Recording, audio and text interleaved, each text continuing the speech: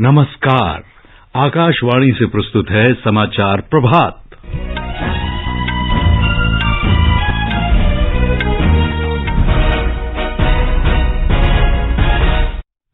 मुख्य समाचार। प्रधानमंत्री नरेंद्र मोदी ने ब्रिक्स देशों के बीच कोविड के बाद की वैश्विक स्थिति में महत्वपूर्ण सहयोग का आह्वान किया।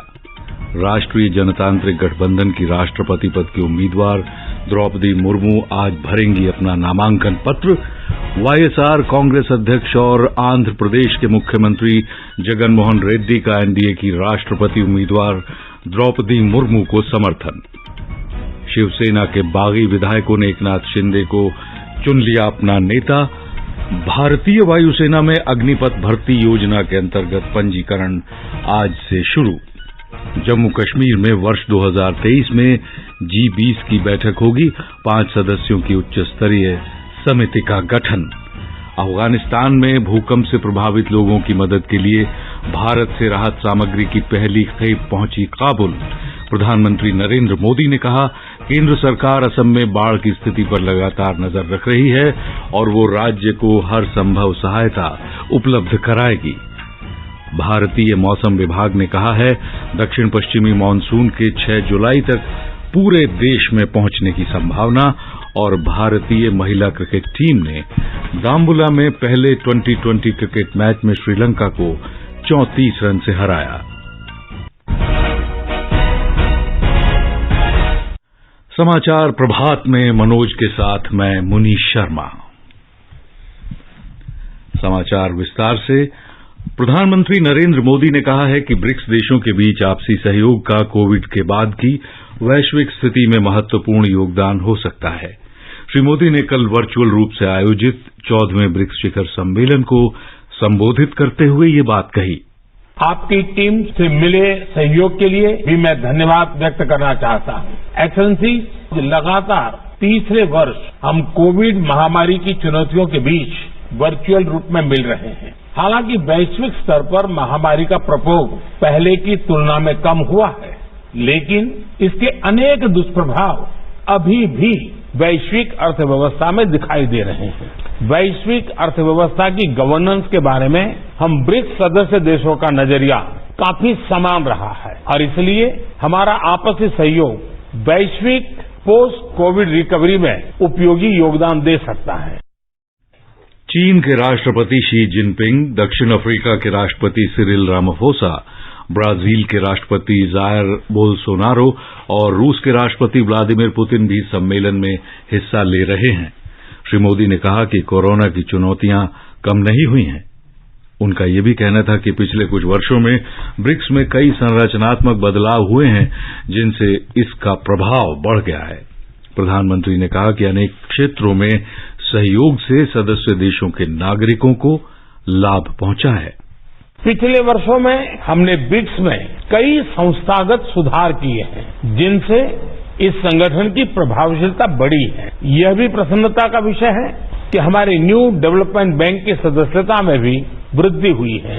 ऐसे कई क्षेत्र हैं जहां हमारी आपसी सहयोग से हमारे नागरिकों के जीवन को डायरेक्ट लाभ मिल रहा है, जैसे वैक्सीन R&D सेंटर की स्थापना, कस्टम डिपार्टमेंट्स के बीच समन्वय, साझा सैटेलाइट कंसल्टेशन की व्यवस्थापना, फार्मा प्रोडक्ट्स का पारंपरिक रिकॉग्निशन का आदि। इस तरह के प्रैक्टिकल कदम ब्रिक्स को एक यूनिक अंतर्राष्ट्रीय संगठन बनाते हैं, जिसका फोकस सिर्फ बातचीत तक सीमित नहीं है।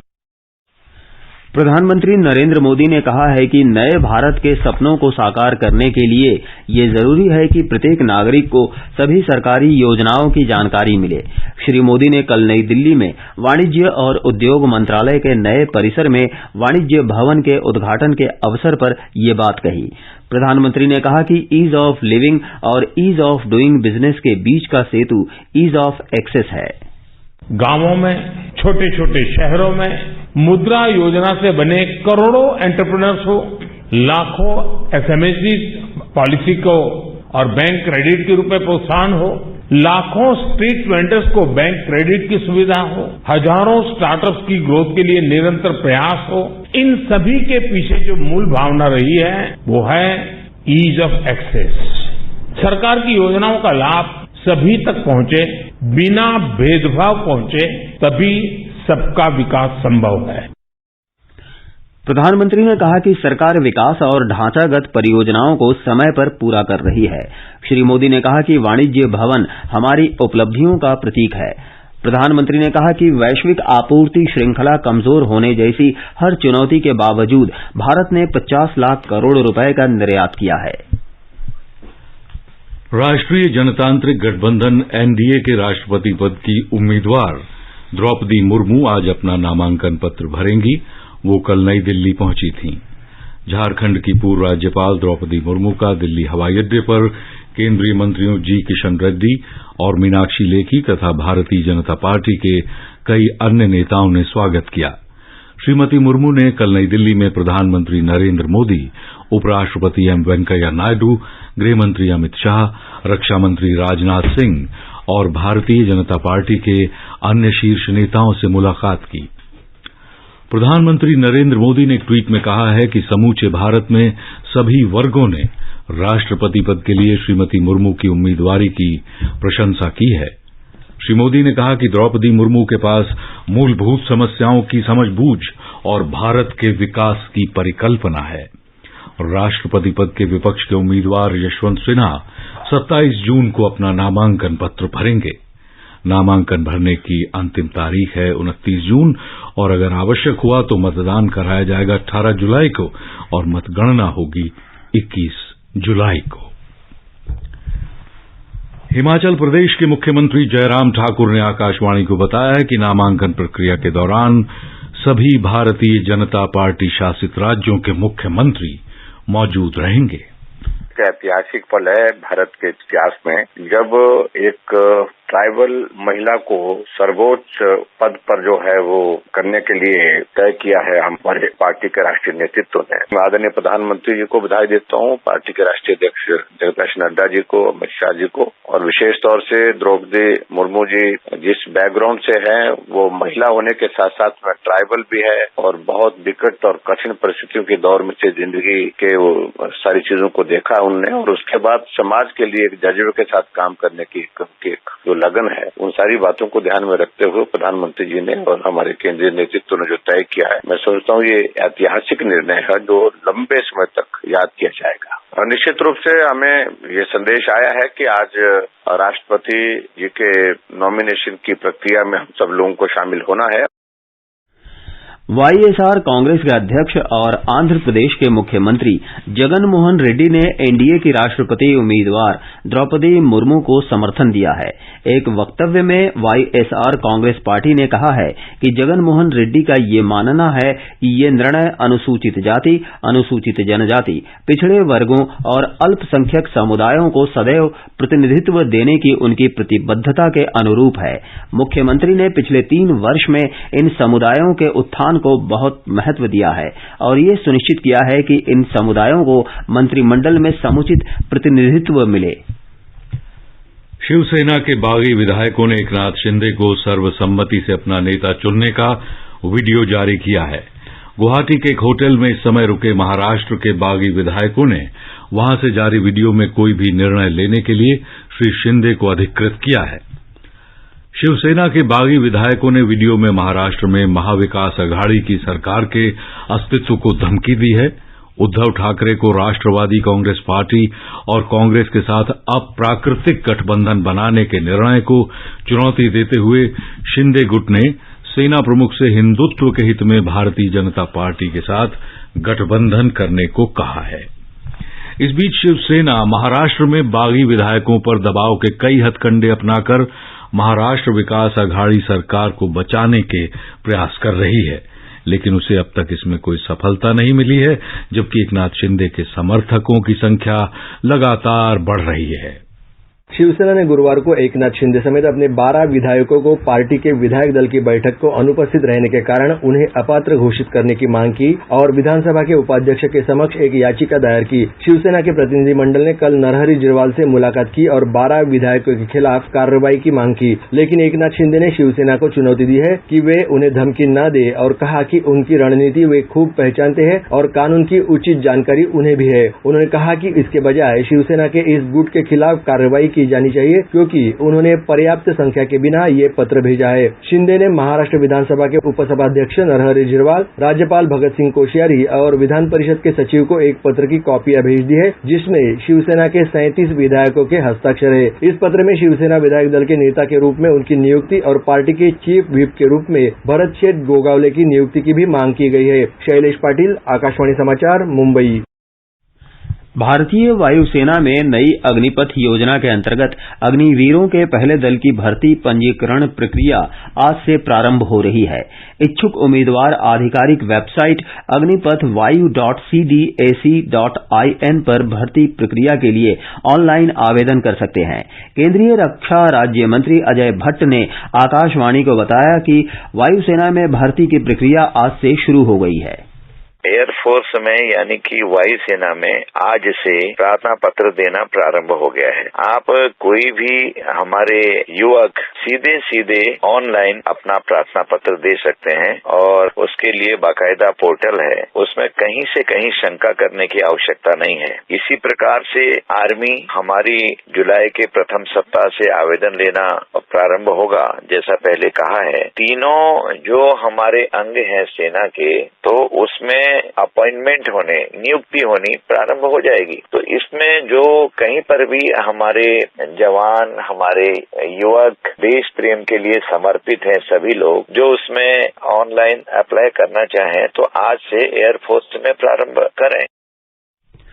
ऑनलाइन परीक्षा 24 जुलाई से 31 जुलाई के बीच देश भर में 250 केंद्रों पर आयोजित की जाएगी।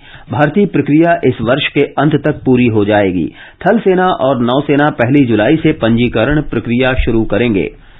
युवा कार्य और खेल मंत्री अनुराग सिंह ठाकुर आज केवड़िया में शुरू हो रहे 2 दिन के राष्ट्रीय सम्मेलन में राज्यों और केंद्र शासित प्रदेशों के युवा कार्य और खेल मंत्रियों और सचिवों के साथ बातचीत करेंगे। वे उद्घाटन अवसर पर महत्वपूर्ण संबोधन भी करेंगे। सम्मेलन से पहले श्री ठाकुर ने कहा कि केवड़िया में स्टैच्यू ऑफ यूनिटी न केवल भारत का बल्कि विश्व भर का ध्यान आकर्षित कर रहा है। केंद्र सरकार, state association, national sports federation, NGOs और कॉर्पोरेट जगत, ये सब इकट्ठे मिलकर आएंगे तो खेल और खिलाड़ियों को विकास भी होगा, सुविधाएं भी मिलेंगी और प्रदर्शन भी पहले से अच्छा होगा। ये हमारा सौभाग्य है कि प्रधानमंत्री मोदी जी नेतृत्व करते हैं और खेल और खिलाड़ियों की चिंता भी करते हैं, उनसे बातचीत भी करते हैं। हम सब मिलकर मंथन करेंगे कि खेलों की दृष्टि से आगे इसको कैसे आगे बढ़ाया जाए। उत्तर प्रदेश, पंजाब, त्रिपुरा, आंध्र प्रदेश, झारखंड और दिल्ली में लोकसभा की 3 और विधानसभा की 7 सीटों के उपचुनाव के लिए कल मतदान शांतिपूर्वक संपन्न हो गया। मतगणना होगी 26 जून को। उत्तर प्रदेश में 2 संसदीय सीटों के लिए वोट डाले गए। इन 2 सीटों के लिए एक महिला सहित 19 उम्मीदवार चुनाव मैदान में हैं। झारखंड में मंडर विधानसभा उपचुनाव के 433 मतदान केंद्रों पर वोट डालने का काम शांतिपूर्वक संपन्न हो गया। 60% से अधिक मतदाताओं ने अपने मताधिकार का इस्तेमाल किया। ये समाचार आकाशवाणी से प्रसारित किए जा रहे हैं। बर्फ से ढके पहाड़, हवा के साथ झूमते चीड़ चिनार, झीलों पर तैरते शिकारे, हरी भरी घाटियों के दिलकश नजारे। आकाशवाणी समाचार आपके लिए लेकर आया है जम्मू कश्मीर विशेष श्रृंखला एक नई सुबह। हम बात करते हैं विकास की, निवेश की, पर्यटन की, संस्कृति की और रोज हो रहे बदलावों की। FM गोल्ड पर सुनिए हर शुक्रवार रात 9:15 पर आकाशवाणी समाचार की विशेष प्रस्तुति जम्मू कश्मीर एक नई सुबह।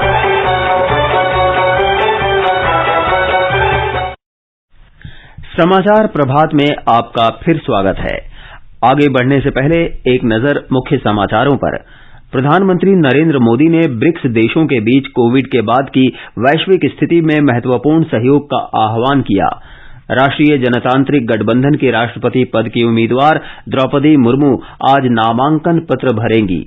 वाईएसआर कांग्रेस अध्यक्ष और आंध्र प्रदेश के मुख्यमंत्री जगन मोहन रेड्डी का एनडीए की राष्ट्रपति उम्मीदवार द्रौपदी मुर्मू को समर्थन। शिवसेना के बागी विधायकों ने एकनाथ शिंदे को अपना नेता चुना। भारतीय वायुसेना में अग्निपथ भर्ती योजना के अंतर्गत पंजीकरण आज से शुरू। जम्मू कश्मीर में वर्ष 2023 में G20 की बैठक होगी। 5 सदस्यों की उच्च स्तरीय समिति का गठन। अफगानिस्तान में भूकंप से प्रभावित लोगों की मदद के लिए भारत से राहत सामग्री की पहली खेप काबुल पहुंची। प्रधानमंत्री नरेंद्र मोदी ने कहा, केंद्र सरकार असम में बाढ़ की स्थिति पर लगातार नजर रख रही है और वो राज्य को हर संभव सहायता उपलब्ध कराएगी। भारतीय मौसम विभाग ने कहा, दक्षिण पश्चिम मानसून के 6 जुलाई तक पूरे देश में पहुंचेगा। और भारतीय महिला क्रिकेट टीम ने दाम्बुला में पहले 2020 क्रिकेट मैच में श्रीलंका को 34 रन से हराया। कंपटीशन की अगर आप कर रहे हैं तैयारी, तो उनके लिए ऑल इंडिया रेडियो पर हम लाए हैं अभ्यास, एक ऐसा कार्यक्रम जिसमें आप पूछेंगे सवाल व्हाट्सएप नंबर 9289094044 पर, या फिर ईमेल करेंगे abhyas.airnews@gmail.com पर, और हमारे विशेषज्ञ देंगे इसका जवाब। आपका अभ्यास हमारा प्रयास।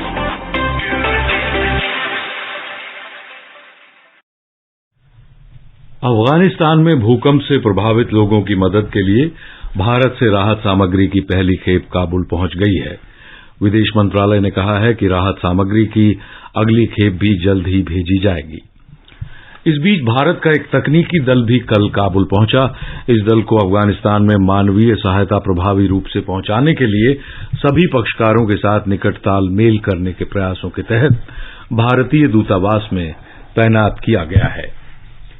विदेश मंत्रालय ने एक विज्ञप्ति में कहा है कि भारत का अफगानिस्तान के साथ संपर्क और अफगानिस्तान की जनता के लिए मानवीय सहायता सहित विकास भागीदारी आगे भी जारी रहेगी। असम में ब्रह्मपुत्र घाटी में कुछ सुधार होने के बावजूद बाढ़ की स्थिति चिंताजनक बनी हुई है। राज्य में बाढ़ से बुरी तरह प्रभावित बराक घाटी के जिलों में राज्य सरकार अतिरिक्त संसाधन उपलब्ध कराने समेत राहत और बचाव कार्यों में और तेजी लाई है। बराक घाटी में बाढ़ की गंभीर स्थिति को देखते हुए राज्य सरकार ने सेना, अर्धसैनिक बलों, राज्य आपदा राहत बल और असम पुलिस कर्मियों के अलावा राष्ट्रीय आपदा राहत बल के 8 दलों को तैनात किया है। बराक घाटी के बाढ़ प्रभावित लोग आपात स्थिति में टोल फ्री 1079 और 9401044617 पर संपर्क कर सकते हैं। राज्य में पिछले 24 घंटों के दौरान 7 लोगों की मौत हुई। इस बीच प्रधानमंत्री नरेंद्र मोदी ने कहा है कि केंद्र सरकार असम में बाढ़ की स्थिति पर लगातार नजर रख रही है और हर संभव सहायता उपलब्ध कराने के लिए राज्य सरकार के साथ मिलकर काम कर रही है। श्री मोदी ने ट्वीट संदेश में कहा कि सेना और राष्ट्रीय आपदा मोचन बल की टीमें बाढ़ प्रभावित इलाकों में तैनात है और वे बाढ़ में फंसे लोगों को बाहर निकालने तथा उन्हें सहायता प्रदान करने का काम कर रहे हैं। दक्षिण पश्चिम मानसून के 6 जुलाई तक पूरे देश में पहुंचने की संभावना है। मौसम विभाग ने कहा है कि मानसून सामान्य रूप से 8 जुलाई तक समूचे देश में पहुंचता है। मानसून जल्दी शुरू होने के बाद दक्षिणी प्रायद्वीपीय हिस्से और मध्य भारत में अनुकूल स्थिति न होने के कारण इसके आने में देरी हो रही है। इस समय उत्तरी मानसून गुजरात में पोरबंदर और वडोदरा, मध्य प्रदेश में शिवपुरी और रीवा तथा उत्तर प्रदेश में चुर्क से गुजर रहा है। भारतीय महिला क्रिकेट टीम ने दाम्बुला में पहले 2020 क्रिकेट मैच में श्रीलंका को 34 रन से हरा दिया है। भारत ने पहले बल्लेबाजी करते हुए निर्धारित 20 ओवर में 6 विकेट पर 138 रन बनाए। जवाब में श्रीलंका की टीम 20 ओवर में 5 विकेट पर 104 रन ही बना सकी। 3 मैचों की श्रृंखला में भारतीय टीम 1-0 से आगे हो गई है। श्रृंखला का दूसरा मैच इसी मैदान पर कल शाम खेला जाएगा।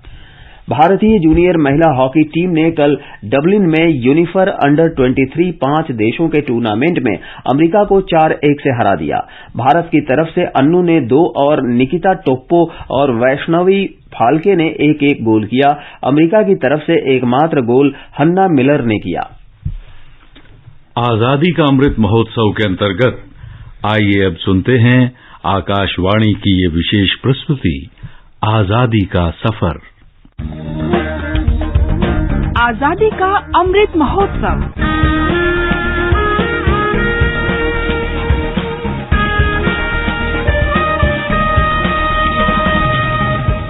आजादी का सफर आकाशवाणी समाचार के साथ एक राष्ट्र का उदय। भारत का गौरवशाली स्वतंत्रता संग्राम आधुनिक विश्व में घटित महानतम संघर्षों में से एक है। आकाशवाणी समाचार हर रोज आपके लिए लेकर आता है इस स्वतंत्रता आंदोलन की एक झलक।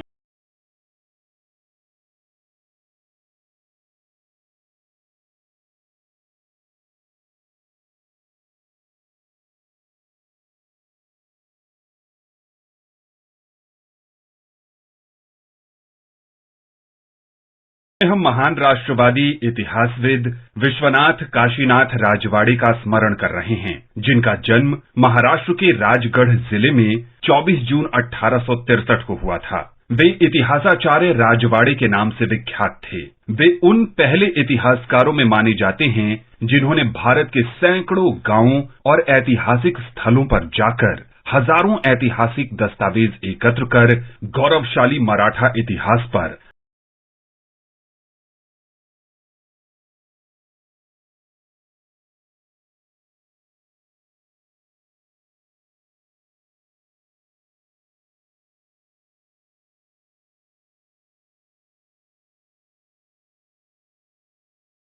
विश्वनाथ काशीनाथ राजवाड़े महान शिक्षक रामकृष्ण गोपाल भंडारकर, विष्णु शास्त्री कृष्ण शास्त्री चिपलनकर, शब्दकोशकार परशुराम तात्या गोडबोले और काव्य इतिहास संग्रहकार साने जैसे विद्वानों से गहरे प्रभावित थे।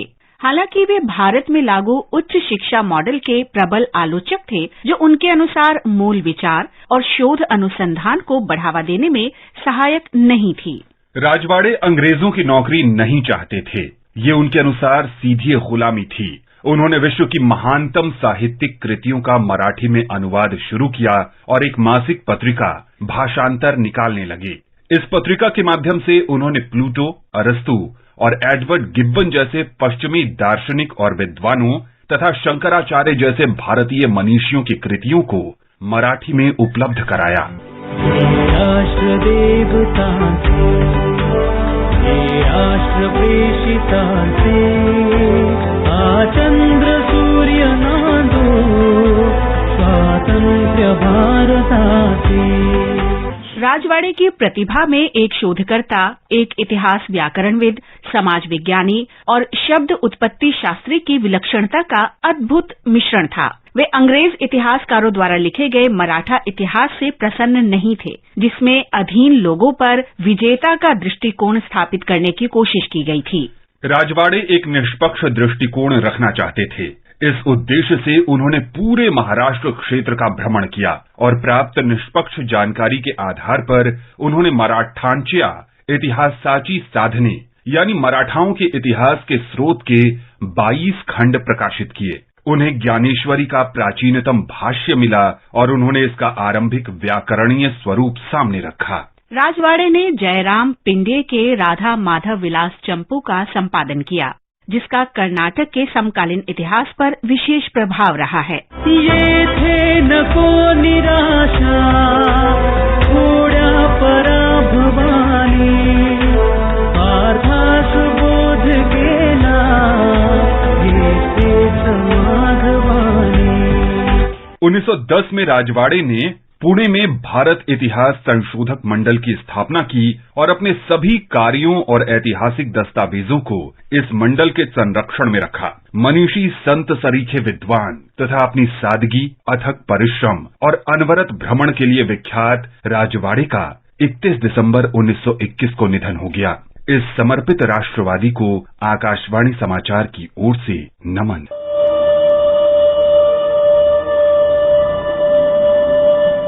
आज हम शहीद रणजीत सिंह को भी याद कर रहे हैं, जिनका जन्म 24 जून 1924 को पंजाब के लुधियाना में हुआ था। रणजीत सिंह शुरुआत में ब्रिटिश भारतीय सेना में कार्यरत थे, लेकिन उन्होंने 1942 में सिंगापुर में इंडियन नेशनल आर्मी ज्वाइन कर ली और गांधी ब्रिगेड में एक सिपाही के रूप में काम करने लगे। 1944 में म्यांमार के अराकान में मित्र देशों की सेना से मुकाबला करते हुए उनका निधन हो गया। देश की माटी के इस महान सपूत को आकाशवाणी समाचार का नमन।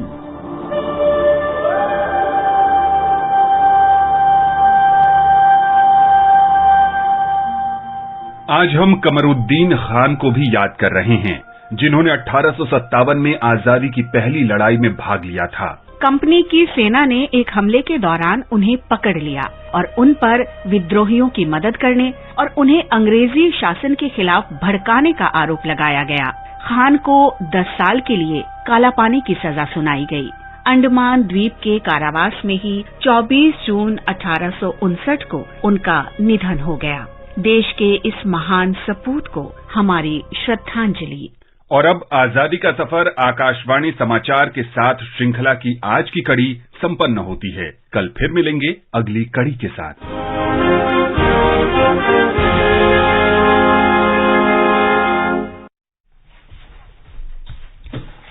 जम्मू कश्मीर में वर्ष 2023 में विश्व की प्रमुख अर्थव्यवस्था वाले देशों के समूह G20 की बैठक होगी।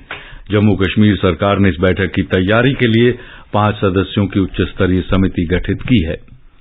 वाणिज्य और उद्योग मंत्री पीयूष गोयल सितंबर 2021 में G20 के लिए भारत के शेरपा नियुक्त किए गए थे। विदेश मंत्रालय के अनुसार भारत 1 दिसंबर 2022 से G20 समूह का अध्यक्ष बनेगा और वर्ष 2023 में G20 नेताओं की पहली शिखर बैठक का आयोजन करेगा। प्रधानमंत्री नरेंद्र मोदी वर्ष 2014 से G20 शिखर बैठक में भारतीय प्रतिनिधिमंडल का नेतृत्व करते रहे हैं। बिहार विधानसभा का मानसून सत्र आज से शुरू हो रहा है।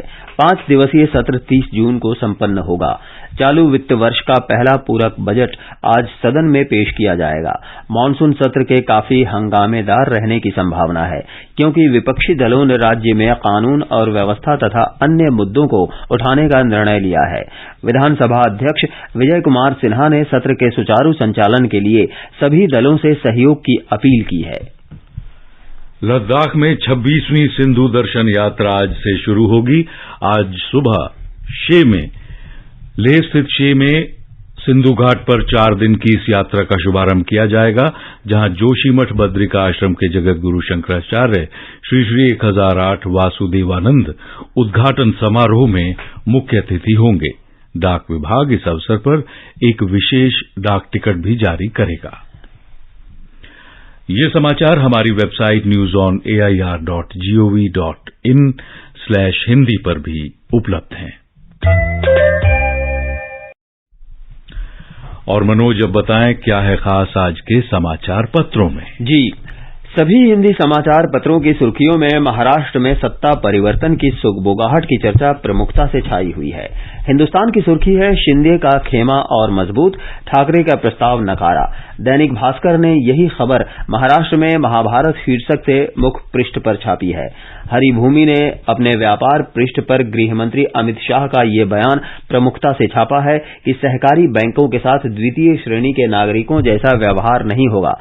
अखबार ने शीर्षक दिया है, शहरी सहकारी बैंकों को संतुलित विकास पर ध्यान देने की जरूरत। राजस्थान पत्रिका ने न्यूज विंडो शीर्षक के तहत नेशनल हेराल्ड मामले में प्रवर्तन निदेशालय द्वारा कांग्रेस की अंतरिम अध्यक्ष सोनिया गांधी की मांग स्वीकार करते हुए उन्हें पेशी से कुछ समय की मोहलत देने का समाचार प्रकाशित किया है। प्रवर्तन निदेशालय ने उन्हें जुलाई के आखिरी में पेश होने को कहा है।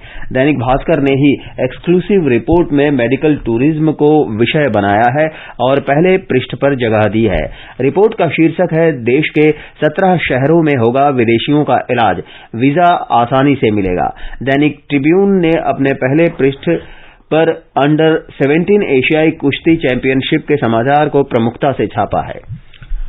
और अंत में इस बुलेटिन के मुख्य समाचार एक बार फिर। प्रधानमंत्री नरेंद्र मोदी ने ब्रिक्स देशों से कोविड के बाद की वैश्विक स्थिति में महत्वपूर्ण सहयोग का आह्वान किया। राष्ट्रीय जनतांत्रिक गठबंधन की राष्ट्रपति पद की उम्मीदवार द्रौपदी मुर्मू आज अपना नामांकन पत्र भरेंगी। वाईएसआर कांग्रेस अध्यक्ष और आंध्र प्रदेश के मुख्यमंत्री जगनमोहन रेड्डी का एनडीए की राष्ट्रपति उम्मीदवार द्रौपदी मुर्मू को समर्थन। शिवसेना के बागी विधायकों ने एकनाथ शिंदे को अपना नेता चुना। और भारतीय वायुसेना में अग्निपथ भर्ती योजना के अंतर्गत पंजीकरण आज से शुरू। जम्मू कश्मीर में वर्ष 2023 में G20 की बैठक होगी, 5 सदस्यों की उच्च स्तरीय समिति का गठन। और भारतीय मौसम विभाग ने कहा दक्षिण पश्चिमी मानसून 6 जुलाई तक पूरे देश में पहुंचेगा। और इसके साथ ही ये समाचार बुलेटिन समाप्त हुआ।